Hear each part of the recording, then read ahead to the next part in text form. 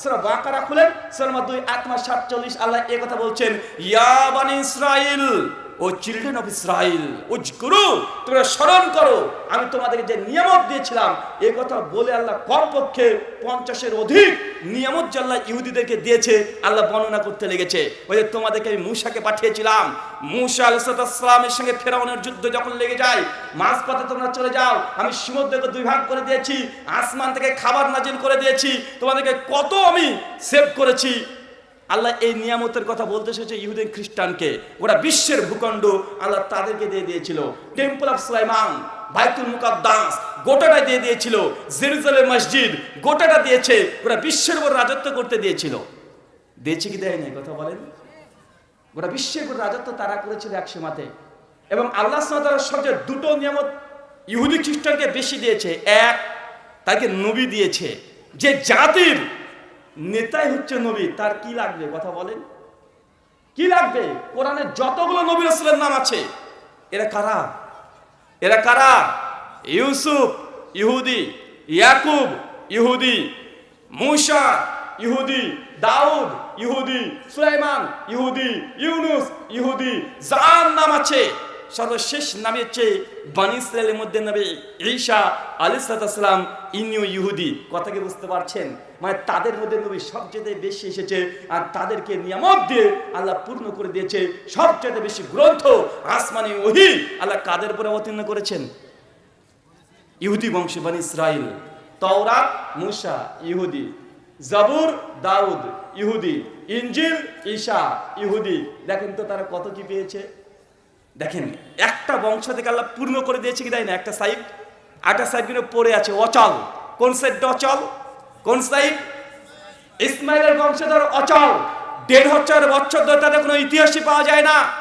নবী ইসমাইলের বংশে আল্লাহ কোনো নবী আর দেন নাই। একদম ১৫০০ বছর ধরে শুকনা মরুভূমি। ওই যে ইব্রাহিমটাকে একদম মরুভূমিতে ছুঁয়ে এসেছিল, তারপর থেকে তার কোনো খোঁজ খবর নেওয়ার মতো কোনো লোক নেই, একদম শুনশান হয়ে গেছে। আল্লাহ এই বংশের মধ্যে আর কিছুই দেয়নি। হঠাৎ করে ১৫০০ বছর পরে একজনকে নবীকে দিয়ে দিলেন, সর্বশেষ নবী মুহাম্মদ রাসূলুল্লাহ সাল্লাল্লাহু আলাইহি ওয়াসাল্লাম। চিন্তা করে দেখেন, ১৫০০ বছর ধরে তাকে নবী দিয়ে শেষ করে দিয়েছে। নবী আর নবী, আসমানি কিতাব। আল্লাহ কত সহযোগিতা করছে ইহুদিদেরকে, খ্রিস্টানদেরকে। কিন্তু আল্লাহ যখন তার উপর রাগান্বিত হয়ে গেল, যখন ইহুদিরা আল্লাহর সঙ্গে বেঈমানি করেছে, আল্লাহ সুবহানাহু ওয়া তাআলার ওহীকে বিকৃত করেছে, আল্লাহ সুবহানাহু ওয়া তাআলা সঙ্গে সঙ্গে তাদের মধ্যেকার যত নিয়ামত ছিন্ন করে নিয়ে দাসীর বংশে দিয়ে দিয়েছে। কার বংশে কথা বলেন? দাসীর বংশে দিয়ে দিয়েছে। নবী ইব্রাহিমের আসল স্ত্রী, তার কাছ থেকে ছিনিয়ে নিয়ে হাজারের বংশ দিয়ে দিয়েছে, যাদের অস্তিত্ব পৃথিবীতে ছিল না, যাদের নাম নিশানা ছিল না। অপরাধ ইহুদিদের 3টে অপরাধ ছিল বড় বড়। কয়টা কথা বলেন? 3টা অপরাধ। এত নিয়ামত পাওয়ার পরে কেন আল্লাহকে ভ্রষ্ট করে দিলেন? এরা কেন এখন চিরস্থায়ী জাহান্নামে যাবে? আমাদেরকে পূর্বে যদি না আমরা বুঝি যে এই জাতি এত নিয়ামতপূর্ণ হওয়ার পরেও আল্লাহ কেন তাদের উপর রাগান্বিত হয়ে গেলেন। গায়রিল মাগযুবি আলাইহিম ওয়ালাজ জাল্লিন। প্রতিদিন আমরা পড়ি কি কোন সূরা ফাতিহাতে? ইবনে কাসির উঠিয়ে দেখেন, আহসার বায়ান উঠিয়ে দেখেন, তাফসীর তাবারি খুলে দেখেন। এই আয়াতের ব্যাখ্যা ইহুদি এবং খ্রিস্টানকে প্রতিদিন মুসলমানের নামাজের সময় লানত করছে, অভিসম্পদ দিচ্ছে আল্লাহ এই পথভ্রষ্ট গোমরা, এদের পথে যেন আমাদেরকে নিয়ে না যাও। প্রতিদিন দোয়া করছি আমরা যে এদের পথে যেন আমরা না যাই। এরা পথভ্রষ্ট, এরা গোমরা, এরা জাহান্নামে যাবে। আমরা প্রতিদিন বলছি, সর্বশেষে বলছি আমিন, আল্লাহ তুমি কবুল করো, আমাদেরকে ওই পথে নিয়ে যেও না। ইহুদি খ্রিস্টানদের কি এমন অপরাধ ছিল যে এত নিয়ামত পাওয়ার পরেও আল্লাহ সুবহানাহু ওয়া তাআলা রাগান্বিত এমন হয়েছে, একদম কিয়ামত পর্যন্ত তাকে ধ্বংস করে দিয়েছে? মূলত কারণ হচ্ছে 3টা। এক, আল্লাহর ওহীকে বিকৃত করতো তারা খুব ওস্তাদ। 2, বিকৃত করার কোয়ালিটি 2 রকমের। এক ছিল সরাসরি তাওরাতকে, ইনজিলকে, জাবুরকে তারা তাহরিফ করত, শাব্দিক পরিবর্তন করে দিত, মানে শব্দের হেরফের করত। আর 2 নাম্বার, পড়তো ঠিক কিন্তু অর্থ করতো ভুলভাল। কথা বুঝতে পারছেন না?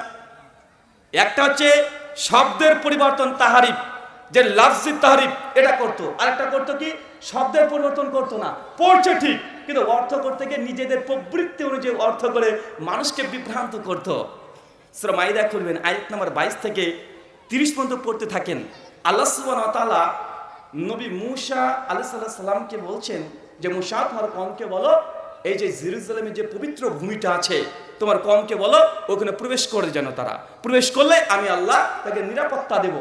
ইহুদিরা এতই বদ, এতই আল্লাহর অবদ্ধ, ওরা সঙ্গে সঙ্গে মুসাকে বলছে মুসা আমরা যাব না, আল্লাহ বলছে তোমরা প্রবেশ করো আমি নিরাপত্তা দেবো তোমাদেরকে। আর ইহুদিরা বলছে আমরা যাব না, ওই ভূমিতে প্রবেশ করব না, কারণ ওখানে অনেক বড় ক্ষমতাবান ব্যক্তি আছে। আল্লাহ বলছে যা আমি নিরাপত্তা দেবো, তারপর আল্লাহর কথাকে তারা বিশ্বাস করেনি। মুসা আসসালামকে তখন বলছে যাও তুমি আর তোমার আল্লাহকে গিয়ে যুদ্ধ করো, আমরা এই বাইরে বসে থাকলাম। জেরুজালেম মসজিদে ঢোকেনি তারা। এটা হচ্ছে ইহুদিদের মানে মাথাতে যে কিছুই ছিল না, যে আল্লাহ অর্ডার দিচ্ছে আল্লাহর অর্ডারকে গ্রহণ করছে না। বারবার এরকম আল্লাহর সঙ্গে আল্লাহর ওহীর সঙ্গে তারা প্রতারণা করেছে, অমান্য অস্বীকার করার চেষ্টা করেছে। সূরা বাকারা খুলেন, সূরা 2 আয়াত 60 থেকে 70 মধ্যে পড়বেন। আল্লাহ সুবহানাহু ওয়া তাআলা মুসা আসসালামকে মুসা তোমার কওমকে বলো গা যেন তারা গরু কুরবানি করে। কেন বলেন তো? কারণ মুসা আলাইহিস সালাম যখন চলে গিয়েছিলেন 40 দিনের জন্য, তার কওম গরুর বাছুরকে নিয়ে পূজা করতে শুরু করে দিয়েছে। মানে এই গো পূজা, গোবৎস পূজা, এটা কিন্তু অনেক প্রাচীন।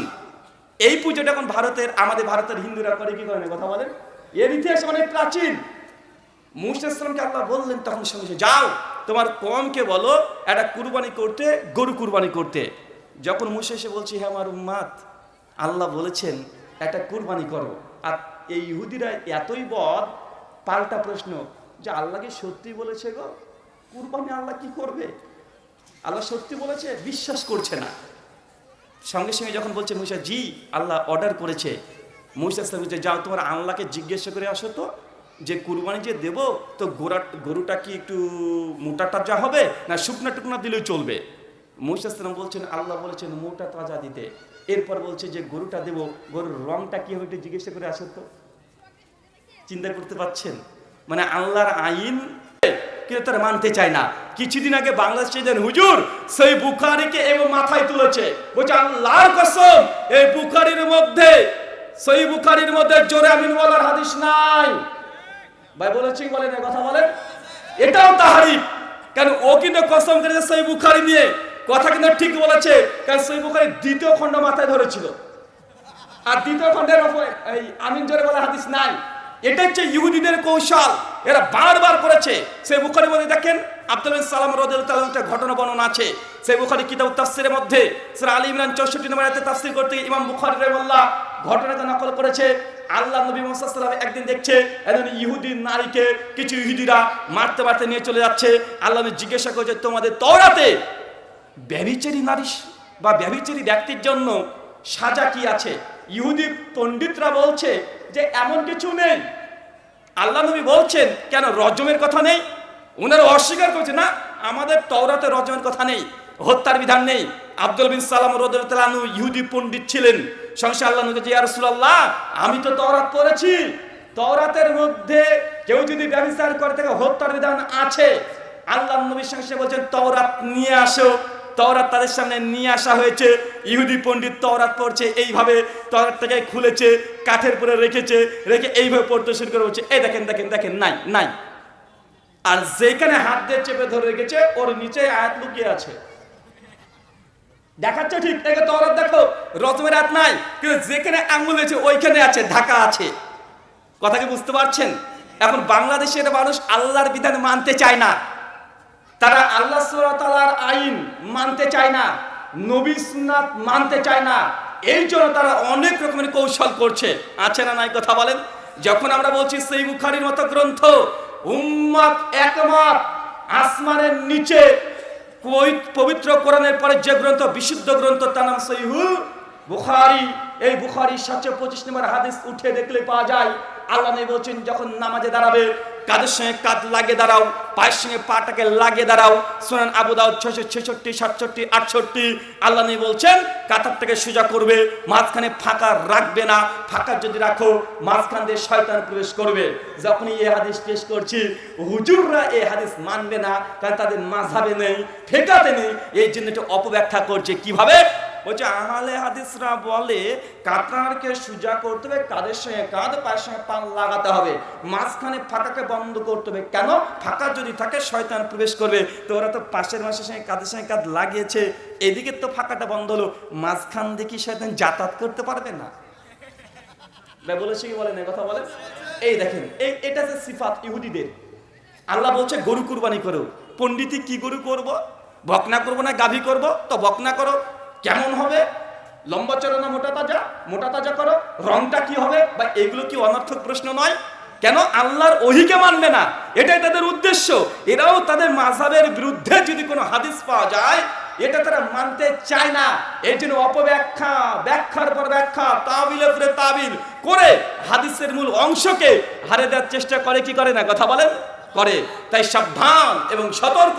ইহুদিদের অন্তরে যে খাসলত ছিল, তারা যেভাবে ধর্মটাকে, আল্লাহর ওহীকে বিকৃত করেছে, মুসলিম উম্মাহ সাবধান, এমন আচরণ যেন অন্তরে না থাকে।